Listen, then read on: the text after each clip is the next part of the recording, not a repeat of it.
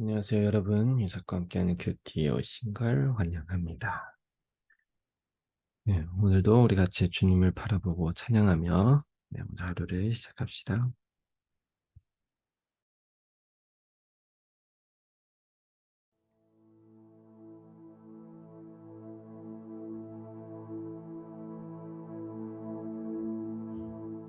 시작됐네 우리 주님의 능력이 나의 삶을 다스리고 새롭게 하네 자유하네 죄와 사망으로부터 나의 삶은 변하구나 충만하네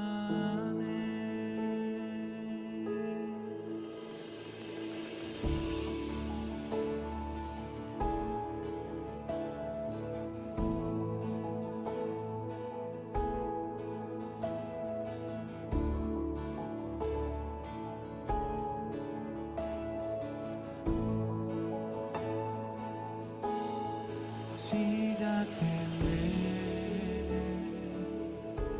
우리 주님의 능력이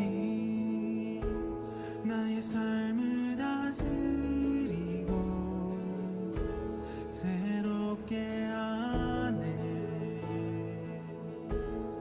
자유하네 죄와 사망으로부터 나의 삶은 변하구나 충만하네 은혜로다 주의 은혜 한량없는 주의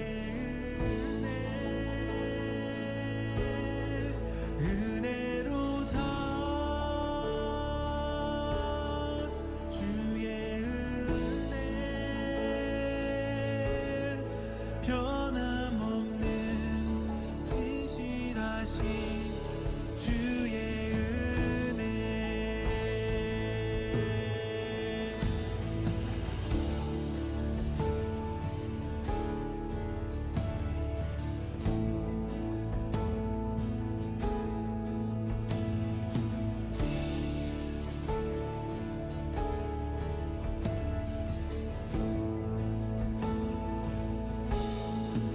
시작됐네 우리 주님의 능력이 나의 삶을 다스리고 새롭게 하네 자유하네 죄와 사망으로부터 나의 삶은 변하구나 충만하네 은혜로다 주의 은혜 한량없는 주의 은혜 은혜로다 주의 은혜 변함없는 진실하신 주의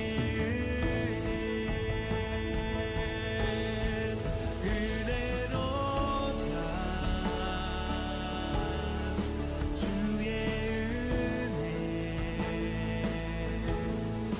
한량없는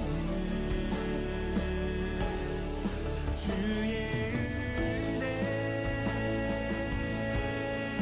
은혜로다 주의 은혜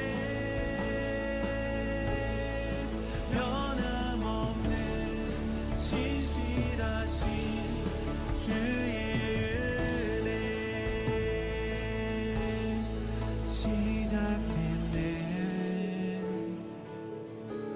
우리 주님의 능력이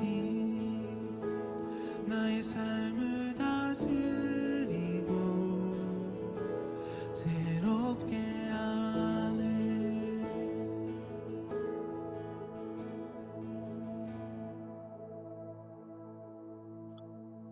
아멘. 우리의 삶이 온전히 주님의 은혜로 가득 채워지기를 소망하고 축복합니다.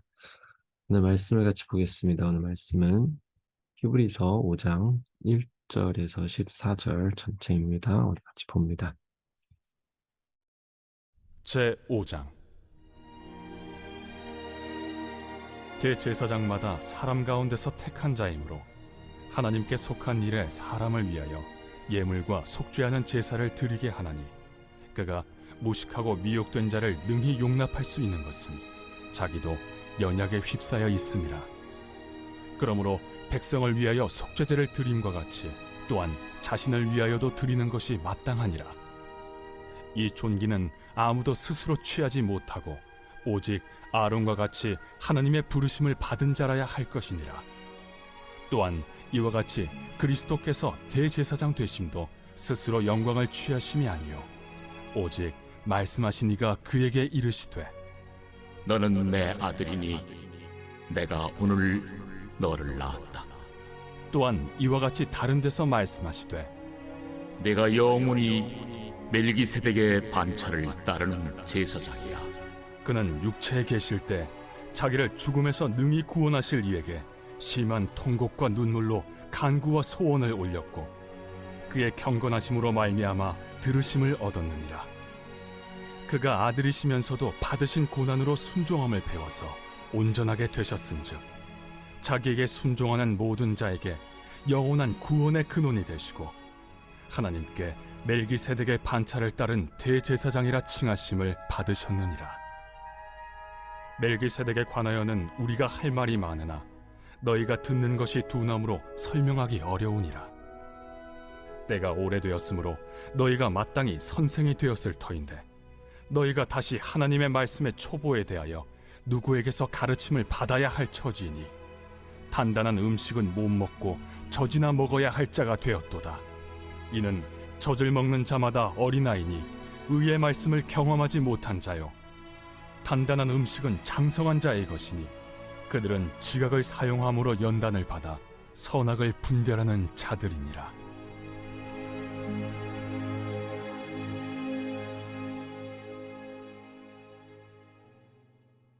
네, 아멘. 오늘 말씀에 있어서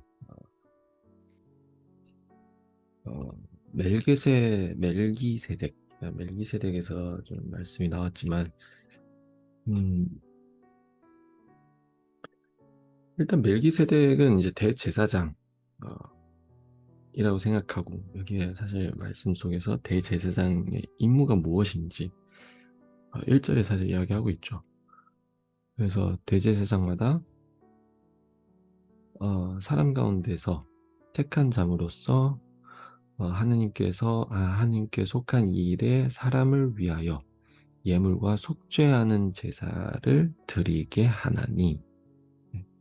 그러니까 이 대제사장이라는 역할은 결국은 하나님과 사람 사이에 그 전달자 사이에 있는 인물이라고 생각하면 돼요. 이 대제사장은 어떻게 되냐? 이거는 내가 스스로 원한다고 해서 되는 게 아니에요. 보시면은 하나님이 그렇게 칭하는 거죠. 그렇게 세우는 거예요. 6절에 보면은 내가 영원히 멜기세덱의 반차를 따르는 제사장이라 하셨으니, 하나님이 예수님을 칭한 거예요. 예수님도 이제 대제사장의 그 반차라는 게 덩츠, 그러니까 그 등급이라는 대제사장급, 멜기세덱급이라는 말씀인 거예요. 근데 예수님이 뭘 했길래 이 대제사장이 되는 것일까? 대제사장으로 이제 불림 받은 것일까? 보면은 7절부터 그 육체에 계실 때 자기를 죽음에서 능히 구원하실 이에게 심한 고통과 눈물로 간구와 소원을 올렸고 그의 경건하심으로 말미암아 들으심을 얻으니라. 그러니까 결국은 예수님이 왜 대제사장급 대제사장으로 이제 불림 받았을까? 그 이유는 예수님이 육신으로 이제 세상에 왔을 때 세상에서 하나님의 백성들을 위해 하나님의 일을 위하여 하나님의 뜻을 위하여 통곡하고 애통하고 눈물 흘리면서 이제 이 죄에 빠진 우리들을 이제 구원하신 그 일들, 그 마음, 또 그리고 더 나아가서 어, 하나님의 그러니까 그 구원의 역사를 구원을 이루기 위하여 자기 자신을 희생하는 것. 이 모든 것들이 결국은 예수님을 이제 대제사장으로 이제 불림받은 이제 중요한 일들이라는 거죠. 그러니까 사실 대제사장이 된다는 것은 결국 무엇일까? 우리는 대제사장을 여러 이제 직분 여러 역할로 우리는 해석할 때가 있어요. 근데 뭐 때로는 그냥 대제사장이라고 하면은 뭐 목사, 사역자, 뭐 선교사, 뭐 이런 이제 아니면 교회인 직분자 뭐 이런 것만으로 우리는 특정화돼서 이제 이런 분들만 대제사장들이다라고 생각하는데 근데 아셔야 되는 건 성경에서는 다 우리 모든 하나님의 백성들이 다 쭌존의祭司라고 존귀로운 대제사장이라고 하나님께서는 우리를 이렇게 부르고 있어요. 그러니까 그 뜻은 즉 우리 모든 사람들이 다 대제사장의 역할을 해야 된다고 해야 되는 것이다 라는 의미의 말씀이죠. 그러면은 대제사장이 된다라는 건 과연 어떻게 해야지 되는 것일까? 많은 사람들은 이것을 지식 수준으로 이제 분류를 시켜버려요. 뭔가 성경 지식을 더 많이 알아야 되고 뭔가 하나님의 말씀에 있어서 뭐 전문적인 신학 교육을 받아야 되고 이런 걸 많이 생각해요. 또 그리고 대제사장이다 보니까 대제사장? 그러면은 이 급이 나눠지지 않을까? 일반 제사도 있고 그리고 소제사 뭐 그러면서 대제사 그리고 대제사장 뭐 이렇게 올라가는 게 아니까 급을 또 나눠요. 근데 여러분 아셔야 되는 건 이 모든 것은 다 세상적인 방법이고 세상적인 관리 방식이지 세상이 말하는 것이지 성경에서 지금 오늘 말씀을 보면은 대제사장의 조건은 명시돼 있어요. 지식 그런 게 아니에요. 그게 뭐냐면은 결국은 우리 7절부터 9절 7절에서 9절 10절까지 보면은 이렇게 다 나오고 있어요. 대제사장의 조건 하나님의 백성들 하나님의 마음을 아는 것이죠. 이 구원받아야 될 사람들의 그들을 위하여 애통하고 기도하고 눈물 흘리며 기도하고 하나님께서 그들을 구원하실 수 있도록 내가 간구하는 것. 그러니까 첫 번째로 하나님의 마음을 아는 거예요. 대제사장의 조건이라는 것은 결국 하나님의 마음을 아는 사람. 그리고 8절에 보면은 고난 속에서 순종해 나가는 것. 하나님의 뜻에 순종하는 것. 이거 두 번째로 나오는 거 8절. 그리고 9절 보면은 이 순종으로 말미암아 그래서 영원한 구원의 근원이 되었다라고 하세요. 그 뜻은 뭐예요?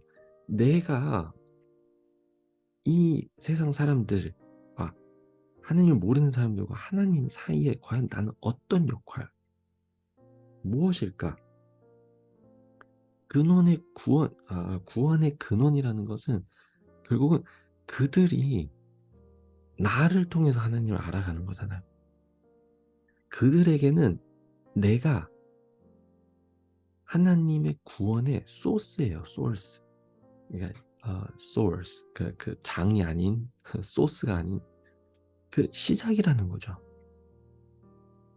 그들이 나를 통하지 않으면은, 내가 하나님의 말씀, 하나님의 마음을 전하지 않으면은 그들은 몰라요. 그들은 아마 결국 평생 정말 그냥 암흑같이, 아니면은 하나님을 모른 채로 그냥 평생 지나갈 수 있다는 것, 이것을 우리가 알아야 된다는 거죠. 그러면 이건 뭘까? 책임이에요, 책임. 그러니까 하나님의 대제사장이 된다는 것은 하나님의 마음을 알아야 되고, 하나님의 뜻에 순종하고, 또 내가 이 대제사장을 불림 받음으로써 그 영혼의 구원에 책임을 지는 거예요. 이게 다예요. 사실 오늘 말씀 가운데서 대제사장이라는 것은 예수님이 이름으로써 결국 대제사장으로 불림 받은 거잖아요. 물론 이 안에 더 깊은 뜻이 있겠지만, 그게 뭐냐면은 바로 11절부터 얘기한 것처럼 멜기세덱에 관하여 우리가 할 말이 많아요. 그 뒤에 사실 신비롭고 우리가 알지 못한 것들이 굉장히 많아요. 근데 이 모든 것들은 다 무엇으로 우리가 알고 깨달을 수 있냐? 우리가 모든 것을 어떻게 알고 깨달을 수 있을까?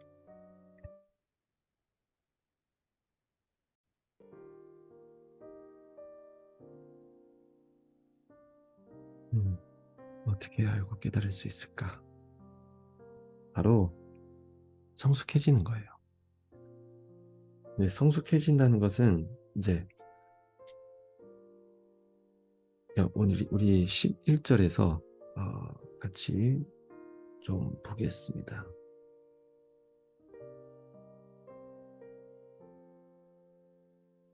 잠시만요.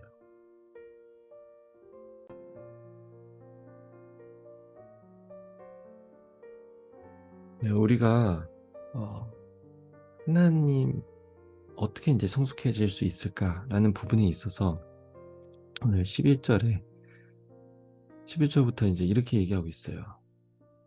더욱더 성숙해져야 된다. 성장을 해야 된다. 근데 성장을 해야 되는 것에 있어서 굉장히 중요한 것, 오늘 11절에 지적한 한 가지가 있습니다. 듣는 것이 둔함으로 설명하기 어려우나 듣는 것이 둔하다 라는 거예요. 그러니까 말을 들어야 되는 거죠. 이 듣는 것이라는 건 그냥 단순히 듣는 것이 아니고 들어가야 된다는 거예요. 듣고 생각하고, 듣고 그걸 소화하고, 듣고 우리가 그것을 알아야 되고. 근데 참 재밌는 거는 듣고 어떤 작용이 일어나야 되냐, 14절에 사실 나오고 있습니다. 14절 보면은 지각을 사용함으로 연단을 받아 선악을 분별하는 자들이니라. 들어서 지각을 사용하여 지적 이제 생각을 하는 거죠. 소화하고 생각하고 그 말씀을 삶 가운데 연단을 받아, 그러면서 나오는 게 결국은 이제 분별력. 어떤 것이 맞고 틀리고, 무엇을 내가 붙잡고 따라가야 되고, 무엇을 순종해야 되고, 하나님의 뜻이 어떤 뜻이 하나님의 뜻이지 아니면 내 생각인지 이걸 분별하는 것, 이게 생겨난다는 거예요. 우리 모두가 다 언젠가나 이 역할을 맡아야 될 때가 옵니다. 대제사장의 역할.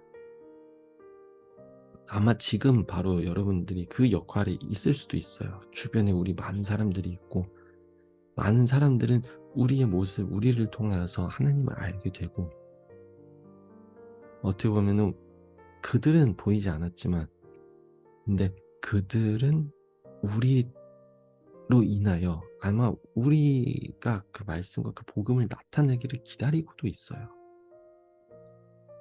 그래서 그런 상황 속에서 여러분, 우리가 맡아야 될 이 임무, 이 신분에 있어서 쉽게 그냥 상실하지 않았으면 좋겠어요. 대제사장으로서 하느님의 마음을 알고 하느님의 뜻을 따르고 순종하고, 그리고 정말 그들을 위하여, 그들을 이제 위하여 내가 주님 앞에 이 책임을 감당하는 것, 이름으로써 우리가 정말 많은 사람들의 구원에 도움이 되길 간절히 소망합니다. 사실 우리가 같이 모여서 매일 이 말씀을 듣고 큐티 듣는 것도 어떻게 보면은 우리가 주님 안에서, 하느님 안에서 이 듣는 것을 연단하는 또 그런 시기라고 저는 또 생각합니다. 이런 말씀과 묵상들이 그냥 우리가 단순히 듣고 흘러가는 것이 아닌, 여러분들의 삶 속에서 이게 소화되고 적용이 되고 사용되어서 정말 끝으로 우리의 삶이 정말 이 세상에서 많은 사람들의 도움과 축복이 되는 영향력을 발휘하는 그런 삶이 되기를 소망합니다. 네, 같이 기도합시다. 하나님 아버지, 감사합니다. 오늘도 말씀을 통하여서 우리를 다시 한번 깨우치고 우리의 신분에 있어서 주님 다시 한번 말씀해 주신 것 감사합니다. 우리가 살아갈 때 쉽게 우리 자신을 얕보고 또 우리 자신의 영향력에 있어서 우리는 또 쉽게 볼 때가 있습니다. 그러나 하나님, 전혀 우리를 그렇게 보지 않으시고 우리가 비로소 세상에 봤을 때 연약하고 부족할지라도 하나님은 우리를 크게 사용하시고 크게 사용하시길 원하시고, 하나님은 늘 우리가 영향력 있는 중요한 존재, 존귀한 존재로 주님 보시는 것을 우리가 다시 한번 오늘 말씀을 통하여서 깨닫게 해주시옵소서. 그래서 더 나아가서 우리가 이 하나님이 주시는, 부여하신 이 대제사장의 임무를 우리가 잘 이뤄내고 완수할 수 있도록 주님 축복해 주시고 힘을 허락해 주시옵소서. 담대한 용기를 허락해 주시옵소서. 감사함 예수님 이름으로 기도합니다. 아멘. 이번 하루도 여러분들의 삶이 정말 대제사장 같은 삶이 이루어지기를 축복합니다. 우리 내일 또 만나요.